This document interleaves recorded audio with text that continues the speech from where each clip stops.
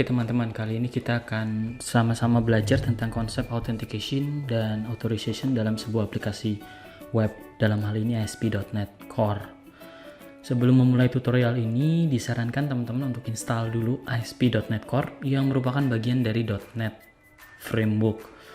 Bagi teman-teman yang belum tahu, sekarang .NET Framework sudah jadi satu ya antara .NET Framework dan .NET Core dan disebut dengan .NET.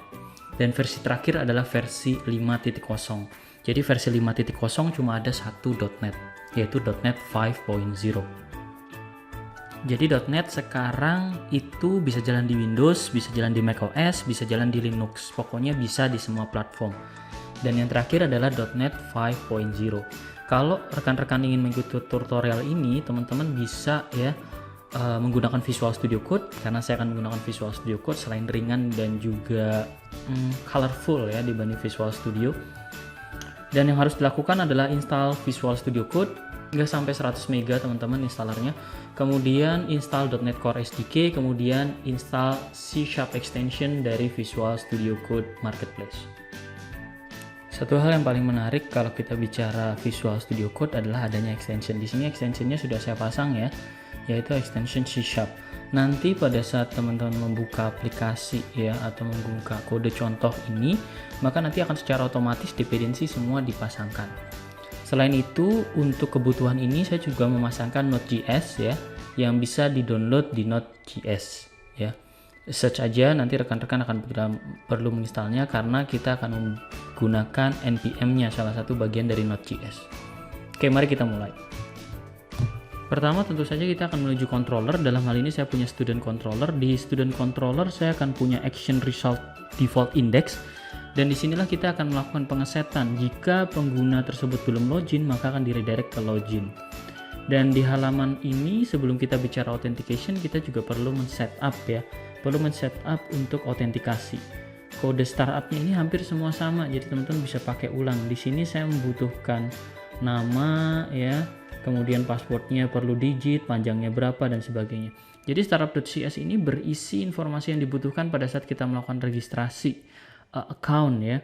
Jadi prosesnya itu straight to the point. Pertama kita buat controller, kemudian kita membuat startup.cs untuk make sure.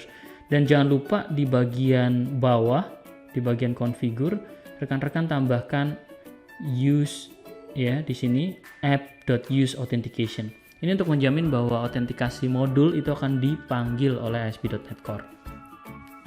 Setelah sudah, teman-teman bisa mulai menambahkan ASP.NET Core Identity di directive di using ASP.NET Core Identity dan membuat sebuah kelas controller baru. Ini kita sebut dengan account controller. Ini kelas ini bakal dipakai berulang-ulang.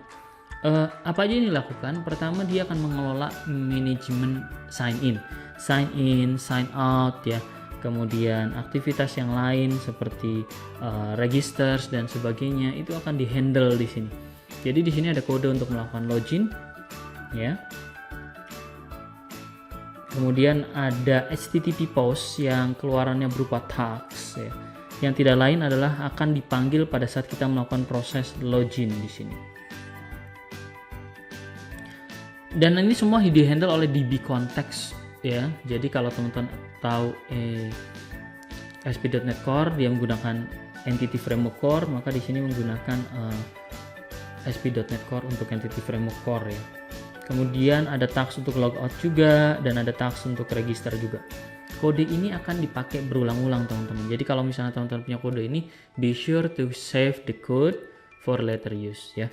Jadi dipakai nanti di kemudian hari, tinggal diubah saja namespace-nya. Registrasinya ini mungkin perlu kita ubah ya kalau ngikuti standar yang kita butuhkan untuk registrasi. Ini sama dengan yang kita sudah define di startup.cs tadi ya. Ya, di view juga kita sudah membuat sebuah tampilan. Ya, jadi di sini sudah ada view tampilan. Rekan-rekan bisa melihat setiap kita masuk maka kita akan diarahkan ke halaman login. Ini membuktikan bahwa kita membutuhkan autentikasi untuk mengakses halaman tersebut.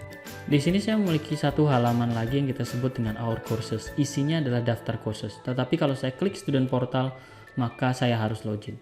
Konsep seperti ini kita sebut dengan authorization. Kalau authentication itu hanya sebatas masuk, authorization itu membagi mana yang diizinkan dan mana yang tidak diizinkan. Contohnya, Our Courses ini boleh diakses oleh siapa saja, sementara Student Portal harus melalui autentikasi. Caranya nggak sulit. Pertama, kita harus mengubah dulu yang bagian startup.cs. Di sini yang kita ubah adalah kita tambahkan di bagiannya berupa identity role.